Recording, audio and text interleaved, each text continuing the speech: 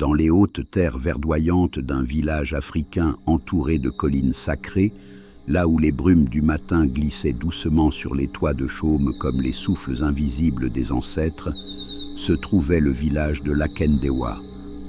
Lakendewa n'était pas un village comme les autres. Les anciens disaient que là-bas, la terre entendait tout, les arbres voyaient tout, et les morts, parfois, parlaient encore aux vivants. À Lakendewa, chaque pierre avait une histoire. Chaque sentier portait la mémoire des pas de ceux qui avaient aimé, souffert, trahi ou pardonné.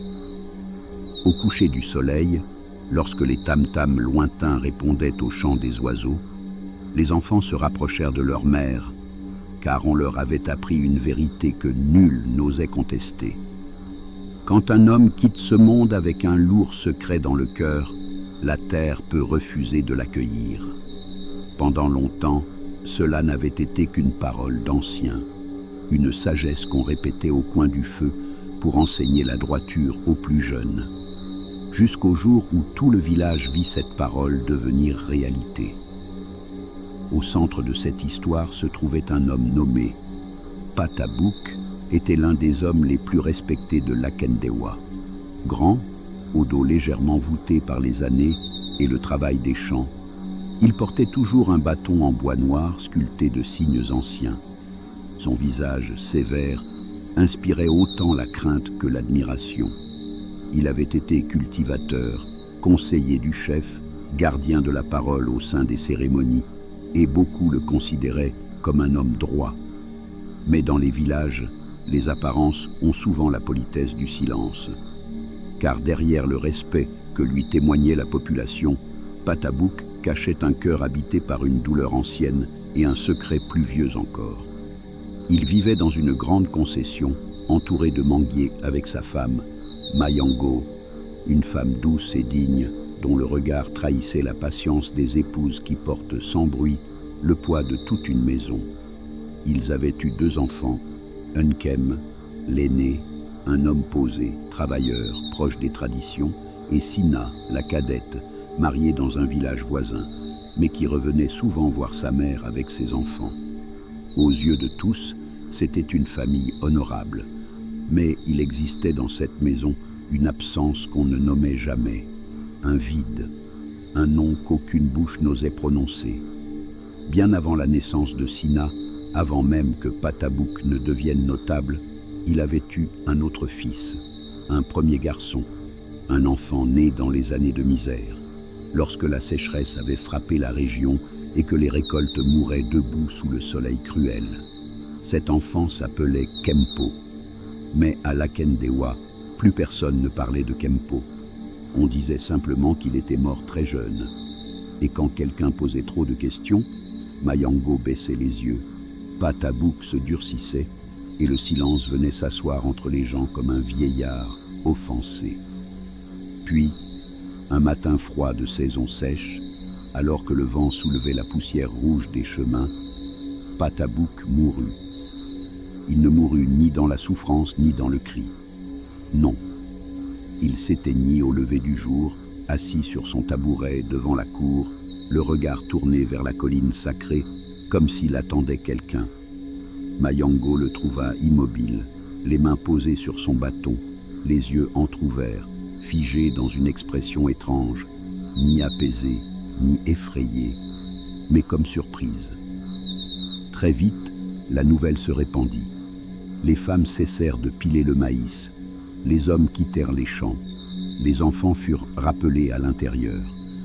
À Lakendewa, la mort d'un ancien n'était pas une affaire privée, c'était une affaire du village, de la lignée, des ancêtres. On lava le corps selon les rites, on l'enveloppa dans de beaux pagnes traditionnels, on déposa près de lui sa calebasse de vin de raffia, son bâton sculpté et une poignée de terre prise devant la maison familiale afin que son esprit reconnaisse le chemin. Pendant 3 jours et 3 nuits, les pleureuses chantèrent, les notables défilèrent. Le chef du village vint en personne rendre hommage. Les tam-tams funèbres résonnèrent jusque dans les vallées. Mais dès la première nuit, des signes troublants commencèrent. Une vieille femme affirma avoir entendu des pas tourner autour de la case mortuaire alors qu'aucun homme n'était dehors. Un enfant jura avoir vu, près du grand manguier, l'ombre d'un jeune garçon debout dans la nuit. Et Mayango, elle, ne dormit pas. Elle restait assise, silencieuse, le regard perdu sur le visage sans vie de son mari, comme si la mort de cet homme venait de réveiller une autre douleur, plus vieille, plus profonde. Le 4e jour, on fixa l'enterrement. Tout le village se rassembla. Les femmes portaient leurs pagnes noirs et violets. Les hommes marchaient lentement, la tête baissée.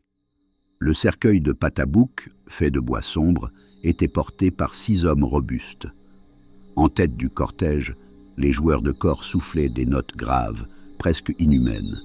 L'air était lourd, le ciel couvert, comme si la pluie observait de loin sans vouloir tomber. On avait creusé la tombe derrière la concession familiale, à l'endroit où reposaient déjà les pères de sa lignée. Quand le cortège arriva, un étrange silence s'abattit. Même les oiseaux semblaient s'être tus. Le maître des rites leva la main à 15 heures pile, et les porteurs soulevèrent le cercueil et s'avancèrent vers la tombe. Lentement, ils commencèrent à faire descendre le cercueil dans la fosse. Et c'est alors que l'impensable arriva. Le cercueil s'arrêta net, les cordes se tendirent, les hommes forcèrent, rien. On crut d'abord à une pierre mal placée, à une racine, à un problème banal. On remonta légèrement le cercueil, on vérifia la fosse. Elle était bien creusée, large, profonde, sans obstacle. On recommença. Le cercueil descendit de quelques centimètres, puis se bloqua de nouveau. Cette fois, les porteurs suèrent. L'un d'eux lâcha la corde en jurant que le bois était devenu soudainement plus lourd qu'un rocher. Un autre recula, les yeux écarquillés, disant qu'il avait senti quelque chose tirer le cercueil vers le haut. La foule commença à murmurer. Une femme éclata en sanglots. Un vieillard secoua la tête. Les enfants furent éloignés. Le maître des rites fronça les sourcils. Il demanda qu'on verse du vin de raffia sur le bord de la tombe et qu'on invoque les ancêtres. On le fit, mais au 3e essai, le cercueil refusa encore, et cette fois, une corde se rompit dans un bruit sec. Le cercueil bascula sans tomber, puis revint se poser sur le sol, comme si une main invisible l'avait retenu. Alors, le village entier comprit qu'il ne s'agissait plus d'un simple enterrement. Il s'agissait d'un refus. La terre refusait Patabouk. Un froid traversa l'assemblée. À Lakendewa, cela ne pouvait signifier qu'une chose. Le mort portait en lui une faute grave que les vivants ignoraient encore, ou refusaient de voir. Le chef ordonna qu'on suspende l'enterrement. Le corps fut ramené dans la cour. Personne ne devait parler à voix haute. Personne ne devait quitter le village avant la tombée de la nuit. Les notables se réunirent d'urgence avec le maître des rites et Nyamkom, le plus vieux devin de la région, un homme presque aveugle dont la voix semblait venir de très loin. Quand le plus grand marabout Nyamkom arriva, appuyé sur 2 jeunes garçons à cause du poids de son âge, tout le monde se leva. On dit qu'il connaissait le langage du vent et le silence des tombes. Il ne salua presque personne. Il s'assit devant le cercueil, posa sa paume ridée sur le bois, puis ferma les yeux très longtemps. Personne n'osa bouger. Enfin, il parla. Sa voix était basse, mais chaque mot tomba comme une pierre dans un puits. Cet homme n'est pas retenu par les morts, il est retenu par les vivants. Un frisson parcourut la foule. Nyamkom demanda alors à voir Mayango. La vieille femme s'approcha, tremblante. Le devin lui demanda « Qui avez-vous enterré avant cet homme ?» Mayango chancela. Les femmes près d'elle voulurent la soutenir, mais elle leva la main. Ses lèvres tremblèrent. Ses yeux se remplirent d'une eau ancienne. Puis, dans un souffle cassé, elle murmura « Kempo ». À l'instant où ce nom fut prononcé, un vent violent traversa la cour et fit vaciller les flammes des torches. Les gens se regardèrent, bouleversés. Cela faisait plus de 30 ans que personne n'avait entendu ce nom. Niamkom pencha la tête. Le fils oublié n'est pas mort dans la paix, et tant que sa vérité restera enterrée, son père ne dormira pas. Un tumulte éclata. Les jeunes demandèrent des explications. Les anciens se fermèrent. Nkem, le fils aîné vivant, se tourna vers sa mère avec un regard qu'elle ne put soutenir. Alors Mayango se mit à pleurer. Pas les pleurs bruyants des funérailles. Non, les pleurs lourds d'une femme qui a gardé trop longtemps un feu sous sa poitrine. Elle demanda qu'on fasse asseoir tout le monde, puis elle parla. Autrefois, dit-elle, durant la grande sécheresse, la faim avait dévoré la Kendewa. Les enfants tombaient malades, les greniers se vidaient, les hommes vendaient leurs chèvres pour une poignée de mil. À cette époque, Patabouk n'était pas encore notable. Il était pauvre, orgueilleux, inquiet pour sa maison. Kempo, leur premier fils, était un enfant fragile mais lumineux, avec un rire capable de faire sourire même les vieillards. Or, un jour, une rumeur traversa les collines. Un guérisseur venu de loin prétendait pouvoir apporter richesse et prospérité à ceux qui acceptaient un sacrifice du destin.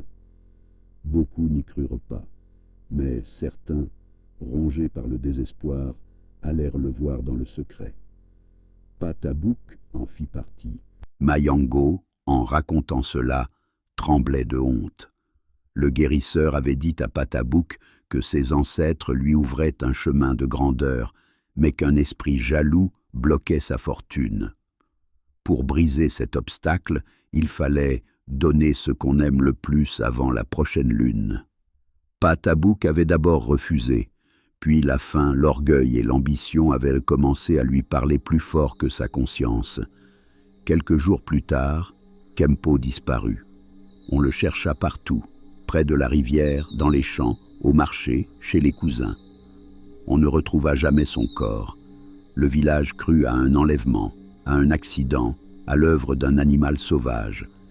Mais Mayango, cette nuit-là, avait vu du sang sur le pagne de Patabouk, et dans ses yeux, elle avait vu quelque chose mourir. Elle comprit, sans preuve, sans mots, sans courage. Elle comprit que son mari avait livré son propre fils à un rituel maudit. La cour entière éclata en cris. Des femmes se couvrirent la bouche. Des hommes baissèrent la tête, horrifiés. Nkem, blême, recula comme si le sol venait de s'ouvrir sous ses pieds. Mayango continua, brisé. À partir de ce jour, Patabouk commença effectivement à prospérer. Ses récoltes devinrent abondantes. Le chef le remarqua. Sa concession grandit. Ses troupeaux grossirent. On l'honora. On le consulta. On l'envia. Mais jamais il ne retrouva la paix. La nuit, il se levait en sursaut. Il refusait qu'on joue près du grand manguier. Il se mettait en colère quand il entendait rire un petit garçon. Chaque saison des pluies, il versait du vin seul derrière sa maison. Et souvent, dans son sommeil, il murmurait « Kempo, pardonne-moi ». Niamkom garda les yeux fermés un moment, puis dit « La terre ne reçoit pas celui qui a vendu son sang et caché sa faute sous l'honneur. Le fils réclame la vérité. Le village était désormais face à une décision terrible. Fallait-il enterrer Patabouk malgré tout, le rejeter, le maudire, brûler sa mémoire? Alors se produisit un autre rebondissement, plus déchirant encore. Nkem se leva. Sa voix tremblait, mais son regard était ferme. Il déclara que la faute de son père était immense, mais que le mal ne pouvait pas être guéri par un autre mal. Si Patabouk avait été un père coupable, il avait aussi été un homme rongé par le remords. Son crime ne pouvait être effacé, mais la vérité, elle, devait enfin être honorée. Puis Nkem demanda quelque chose que personne n'attendait. Il demanda qu'on cherche à donner une sépulture symbolique à Kempo avant de tenter de réenterrer Patabouk. Le chef accepta. Cette nuit-là, tout le village participa. Sous la lumière des torches, guidés par Niamkom, les hommes se rendirent derrière le grand manguier là où Patabouk avait tant d'années refusé que l'on s'approche. La terre y était dure, noire, compacte. On creusa longtemps, puis à une profondeur inattendue, on trouva une petite amulette d'enfant, faite de coris et de fibres rouges, que Mayango reconnut aussitôt. C'était celle qu'elle avait nouée à la taille de Kempo quand il était malade. Il n'y avait pas d'ossements, mais il y avait assez pour que le village comprenne. Kempo avait bien été conduit là, puis emporté par on ne sait quel rite, quelle terreur, quelle nuit. Mayango s'effondra. Nkem tomba à genoux. Alors, au pied du manguier, on dressa une petite stèle de pierre. On y déposa du lait, du miel, de l'eau pure et un morceau de tissu blanc. Les femmes chantèrent une berceuse oubliée. Pour la première fois depuis 30 ans, le nom de Kempo fut prononcé à haute voix par tout le village. Kempo, enfant perdu, enfant trahi, reçoit enfin l'amour qu'on t'a volé. Même les hommes les plus durs pleuraient. Puis Niamkom demanda à Nkem de parler, non comme fils de Patabouk, mais comme frère de Kempo. Et Nkem, les larmes coulant sur ses joues, dit « Mon frère, je suis né dans une maison construite sur ton silence. J'ai mangé la bénédiction qui t'a été volée. Je ne savais rien. Pardonne à ceux qui ont vécu pendant que toi tu étais oublié. Aujourd'hui, je te rends ton nom. Aujourd'hui, je te rends ta place. » Un vent doux passa alors entre les branches du manguier. Cette fois, il ne fit peur à personne. Le lendemain, au lever du soleil, on ramena le cercueil de Patabouk vers la tombe. L'atmosphère avait changé. La tristesse était encore là, mais quelque chose s'était allégé, comme si la vérité avait ouvert une fenêtre dans une maison restée trop longtemps fermée. Les porteurs reprirent les cordes. Le maître des rites invoqua les ancêtres. Mayango, appuyé sur Sina, se tenait debout malgré ses jambes faibles. Nkem regardait la tombe sans ciller. On commença la descente. Le cercueil glissa lentement, sans résistance, sans heurts, sans poids étranges. Il descendit jusqu'au fond de la fosse comme une feuille portée par l'eau. Un immense silence suivit. Puis Niamkom murmura « Maintenant la terre accepte, non parce que l'homme était innocent, mais parce que la vérité a enfin été libérée. » On enterra Patabouk, mais ce ne fut pas un enterrement glorieux. Ce fut un enterrement humble, sévère, presque nu. Le chef ordonna qu'aucun chant de grandeur ne soit entonné pour lui. À la place, on fit une prière pour les fautes cachées des hommes et pour les enfants sacrifiés sur l'autel de l'orgueil, de la peur ou de l'ambition. Les jours passèrent. À Lakendewa, plus rien ne fut jamais tout à fait comme avant. La grande concession de Patabouk perdit son éclat. Nkem vendit une partie des terres acquises dans les années troubles et utilisa cet argent pour réparer le toit des veuves, nourrir les orphelins et construire près du grand manguier un petit espace de mémoire où les enfants du village venaient écouter les récits des anciens. Mayango, elle, vieillissait vite. Mais pour la première fois depuis des décennies, son visage portait par moments un calme qu'on ne lui connaissait pas. Un soir, elle confia à Sina « La vérité m'a brûlé toute ma vie, mais le mensonge m'avait déjà enterré avant la mort. Quant à Nkem, il jura de ne jamais bâtir sa vie sur le silence d'un autre.